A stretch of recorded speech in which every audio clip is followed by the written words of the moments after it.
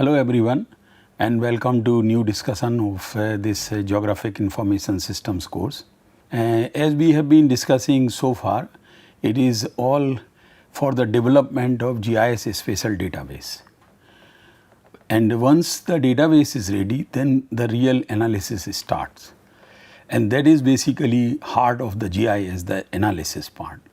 As you know that in earlier time when the GIS started coming in our life and in day to day many operations, we used to spend a lot of time on development of GIS spatial database. Slowly that time is getting reduced. The reason is because a lot of now data is available which is compatible to GIS formats. Depending, it is sort of independent of software, and that means many vector files are available in safe format which is acceptable or compatible with almost every standard GIS softwares. So, the vector data can directly be used into GIS rather than we ourselves are converting format and georeferencing and then organizing in our own database. So, directly either we can get from some organizations or from portal and can start using it. If we talk about the raster data, it is almost the same, that a lot of raster data is now available in TIFF or GeoTIFF format, and that means they are already georeferenced and we don't have to do any further processing on it. Directly again we can use in GIS. As you know that lot of remote sensing data based on different satellites of different countries is now available on net free of cost, and that too very well organized in georeference, and sometimes well organized products are also available. And those products of like MODIS sensors products, there are various products which we can directly use in our GIS analysis. So, what I said in the beginning that the time which we used to spend to development of our GIS database is now getting reduced, and we can spend now more time on GIS analysis. That is the basically purpose of GIS, to do various kinds of analysis. So, in this we can see that again GIS analytical operations can be divided in two main categories. One is the primary category which involves the basic GIS functions. Sometimes we also call as GIS tools. For example, we do very basic measurements like area, perimeter, distance measurements, say between 2 points, area of a polygon and length or distance along a line, and likewise. So, these we put under category of primary operations. There are few more. Buffer generation, which we will be discussing as a separate discussion. So, buffer generation is also we can put in primary analytical tools or analytical operations. Buffers are very useful in many cases, and if we can make more realistic buffers involving some other parameters, like for example for smoke plume. So, simply we can draw a circle along a point source from where the smoke is coming. But if we can involve in the impedance for example the wind direction and which speed, maybe the terrain if there are undulations, and maybe the vegetation or height of trees or buildings, then we can really create a very genuine or very realistic buffer about the dispersion of smoke plume or pollutants. So, buffer generation though it comes under primary operations, but it is a very useful tool or useful operation of GIS.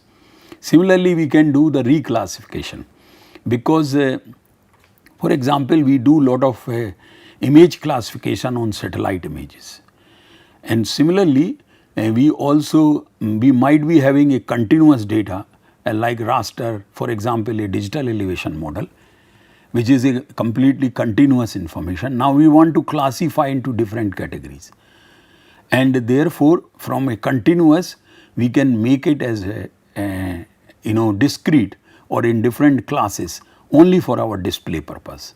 So that the interpretation of such continuous data can become much easier. For example, we can reclassify a digital elevation model into a relief map by giving say 100 meter height elevation above mean sea level to 200 meter one category, 201 to 300 another category, and so on and so forth. So likewise we can do the reclassification. So that is also put under this primary simple operations basically.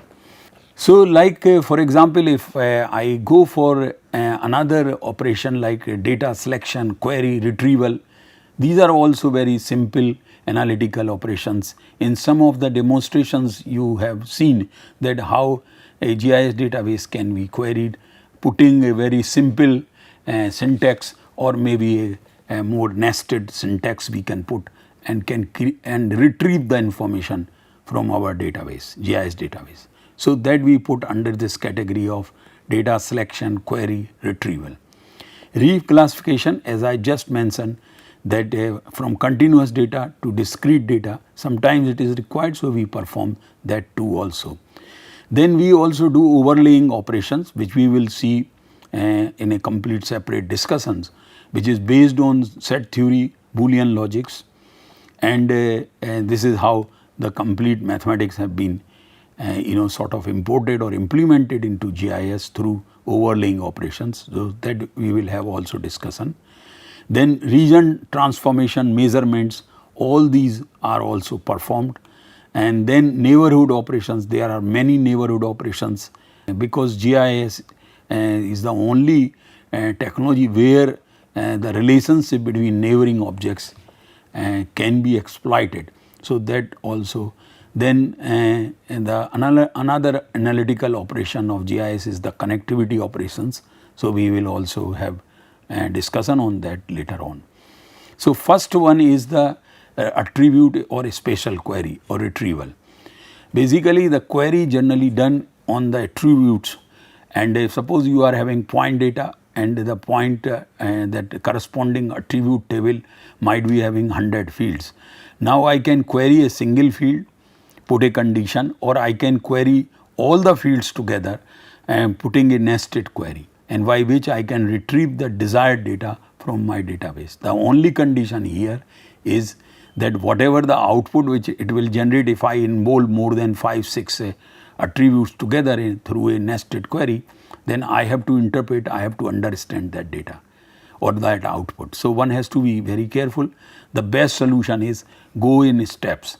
So first you query using few attributes or a few fields of your database, and then in the next step again few, and after each operation you can check for errors whether the results are coming all right, understandable, usable or not. So that way we can perform a very nested query in a step manner. So this as you know that it involves the processing of attribute data independent of spatial information, and then spatial query, that means performing query on the spatial objects, that is also possible, and this is basically done through the selecting the features based on their location or spatial relationship. So like we can draw a circle or we can use a polygon. That polygon may be representing a state boundary or a district boundary or a watershed boundary or basin boundary, something like that. And based on that we can do the selection, and once these selected features are there, either we can save as a completely separate file, or we can just utilize whatever the selection has been done. So basic spatial analysis basically involves both attribute and spatial queries. So this comes very this is very frequent operation which is done on GIS system or on GIS database, which involves basically the querying the system and retrieving the information as per user defined specification. If you recall the definition, that was the last part of the definition, is that we model as per user defined specification. So user has to define what is his requirements, what he is looking, or taking out the data or querying them from the system.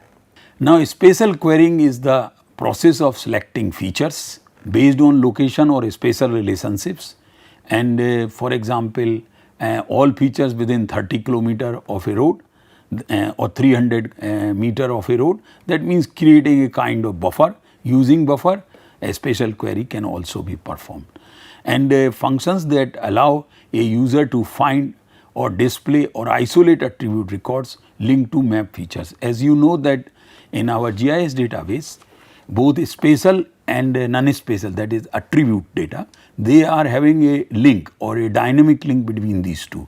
So, if I do a search or a query over attributes, same times my spatial objects are also selected, and in same way vice versa is also true, that when I perform a query on my spatial objects, then the same time my attributes information are also selected. This I earlier demonstrated through a demonstration class also. Now, the first is about the data selection retrieval. So, data retrieval involves the selective search. We can make different kind of searches based on our requirements.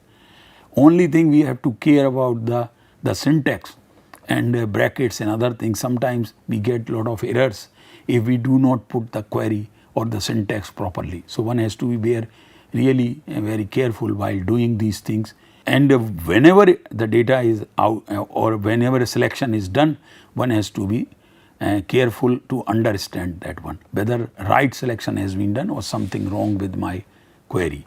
So, both spatial and attributes data we can involve, and one important point here is that when we do the spatial query or attribute query, no changes are made in our data or neither in our spatial data or vector data or raster data. It is just querying the system, selecting whatever is available in our GIS database, and also no new spatial elements are created.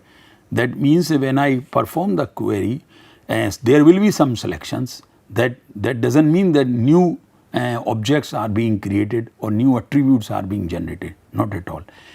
And so, this is not done. However, if I am measuring area or length or distance between 2 points, then definitely a new field may be generated in my this attribute database. So, one only when we want that a new field should be generated which will populate the area, length, perimeter or centroid, then only it will be generated. Otherwise, in a normal query, no spatial element or no attribute is generated by the system.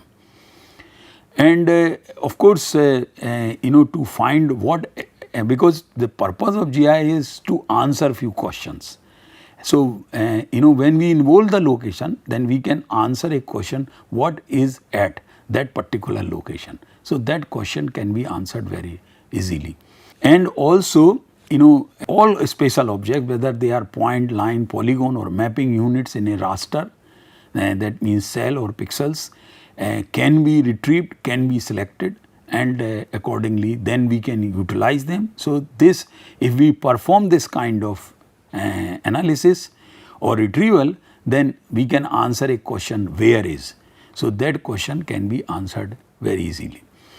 Now, this retrieval, you might have seen the map calculator in, say, for example, in ArcGIS or in simple the query builder in different GIS softwares.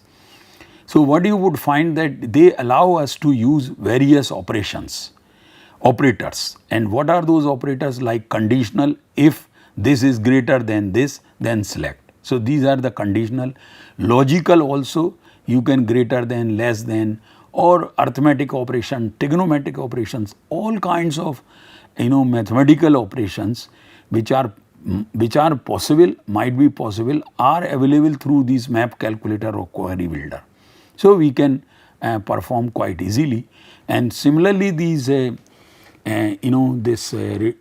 overlaying operations are also done through that also. So, this is how these map calculators work, that you are having lot of such operators available, and which you can use in a single step, or all operators may be in one query, but one has to understand the results also. Now here what I am taking an example of data retrieval, and that too from the raster model.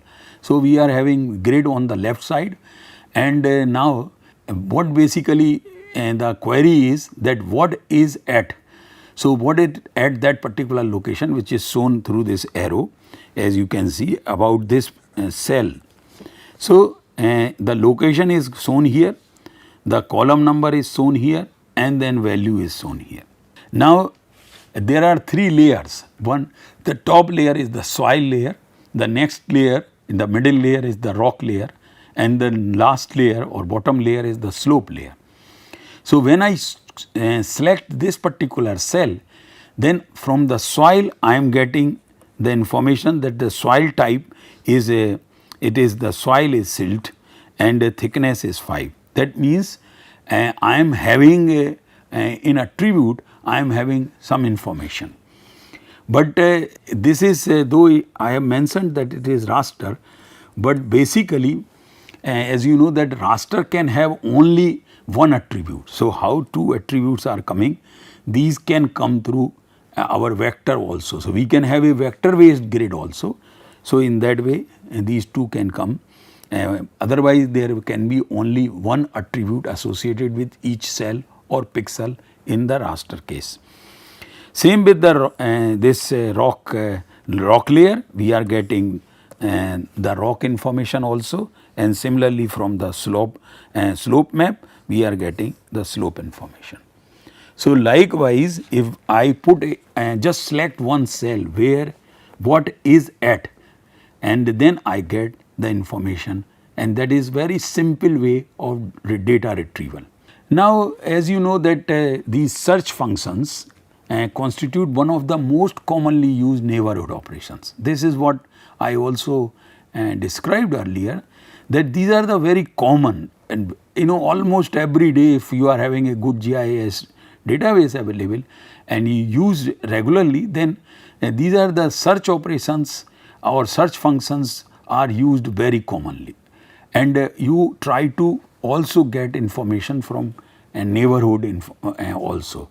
So this determine basically through this you determine the each target feature according to some characteristics of its neighborhood, and also the search area depending on the area of interest or a region of interest. Usually that may be square in shape, may be rectangular, may be circular, or analysts determine the size. That means that I may have a boundary which is arbitrary boundary like a district boundary or a watershed boundary or basin boundary.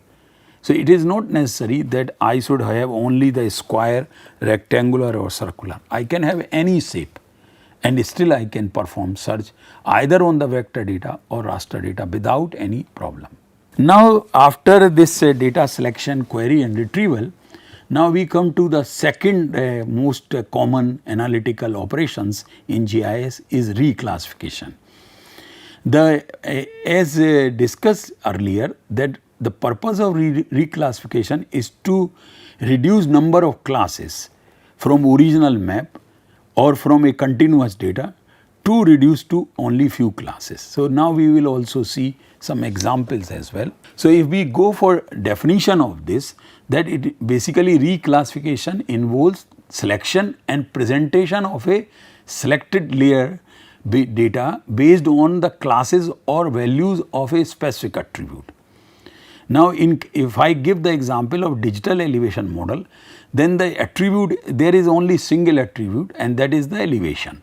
So I can perform analysis on that one and can get a new map, and instead of that map we will not call as a digital elevation model, then we will call as a relief map, and it will have different categories.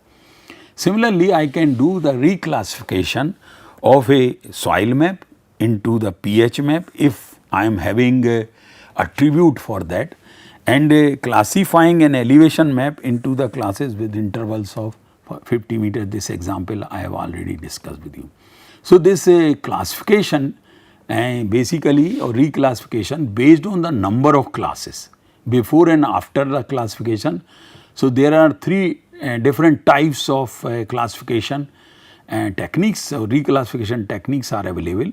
One is the first one is one-to-one relationships. So, that the number of classes before is the same as the number of classes after classification process, and there are no changes in the geometry of spatial objects, and they have been reassigned. Only the values are reassigned, and this we put as a one-to-one. Now, there can be two other types. Next one is many-to-one. That means now we are reducing number of classes. In the previous one, we are reassigning. So, there is no changes in the geometry, because when we do not combine two classes, therefore, the geometry will also not change. So, number of classes in one-to-one example will remain same, whereas one-to-many, that means I am many-to-one, sorry, then I am reducing number of classes, and that involves the aggregation, merging, generalization also. So, it will go for less number of classes from original one. And the third possibility is one-to-many. That means I am now expanding, and of course, the reassignment is being done, and I might be splitting my already existing objects or number of classes. So, I may be going for more number of classes. So, three types: one-to-one, many-to-one, and one-to-many. All these three things, sometimes for some special purposes, we have to do it on our data, so that we can then compare with other layers, other themes, or other data sets. Now, I am bringing one example. Of course, this is a vector data example, means it is a polygon map, and there are different classes, as you can see, or different rocks which are present in this map, which are given in abbreviated form here in the legend. And now, if my attribute table is having some other information related with these units, then I can reclassify this map. For example, I can reclassify this map into the geological map, reclassified into 7 classes based on their geological age of different units. So, here you are seeing about 20 classes, those have been reduced, that means many-to-one, and those have been reduced to only based on the age. So, in my attribute, I must be having information about each polygon or against each rock type, what is their age. So, if I am having that information, the same polygon map I can reclassify using age column or age field as here done. So, there are now 6 classes. So, instead of 20 classes, and therefore, the maps becomes difficult to interpret, now I have reduced to just 6 classes based on their age, earlier based on their rock types. Now, also I can do using same map, I can reclassify into just type of lithology. Type of lithology means whether they are sedimentary rocks, igneous rocks, or metamorphic rocks. And so, from 20 to 6 in this example, and in the C example we are having from 6 to 3. The only condition here is that our database, attribute database, must be rich, must be having those fields which I can use to reclassify my polygon map, and that way we can do it. So, a lot of information is required, and if that information is already in my attribute table, then all such operations are very easy to perform. Similarly, here also a little different example, that reclassifying a map based on attribute information. So, what is this attribute I am having against each polygon is the land use, how this land or different plots are being used here. So, these are the basically city blocks are there, and this is the land use. So, the same I have reclassified into this one, and this example is one-to-one reclassification. That means there is no merger of 2 polygons, and there is no new generation of or boundary of any polygon. Whereas in previous examples, from 20 to 6 when we came, we have a reduced number of polygons in my display, not in really in database, only in for display. And when we went from 6 to 3, further reclassified based on the type of lithology, that means sedimentary, igneous, metamorphic, then only 3 3 types of polygons are there. And so lot of polygons which we are present here in the center part or the southeast part have been merged just as a red color, and that is igneous rocks. So all kinds of possibilities are there, and we can perform those analysis like that as per our requirement or as per user defined specifications. If we are having say reassignment based on the attribute value, again example is here that I am having one is 1 2 3 here as the soil map. Now I am having against each my cell I am having another information, that is infiltration. So infiltration values if are available, I can reclassify the same map.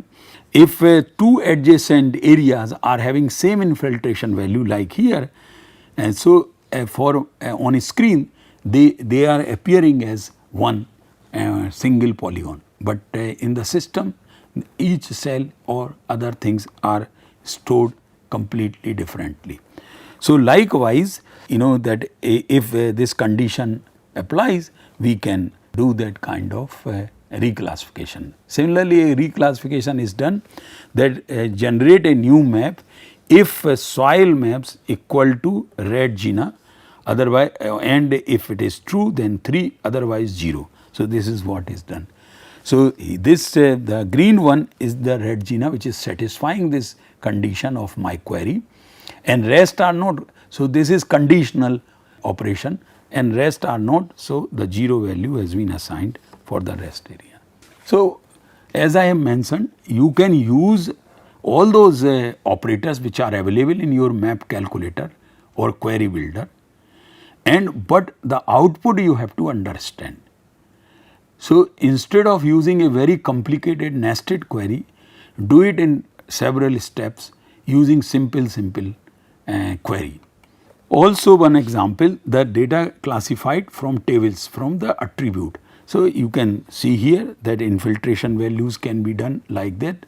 Now DEM classification I have already given example. So like here the values are varying, elevation values in my grid are varying between 0 to 90, and this is my digital elevation model. When I reclassify it or classify it, then I am creating category that 0 to 200 meter should get this color, and 200 to 400 meter should get this color, and 400 to 900 meter should get this color. So instead of now having a continuous digital elevation model or continuous values in my digital elevation model, now I am having just 3 classes, and I can give name that very high elevated areas or middle elevated areas and low elevated areas. So likewise, usage or utilization of such reclassified maps can be very useful. From digital image processing parlance or point of view, this is also called slicing, density slicing. So same, because the concepts are coming from different domains, so the same word, same term can also be used here. GIS softwares are also capable of reclassifying based on some automatic classification methods. For example, like involving the statistics, equal interval or equal frequency classifications, that is also possible.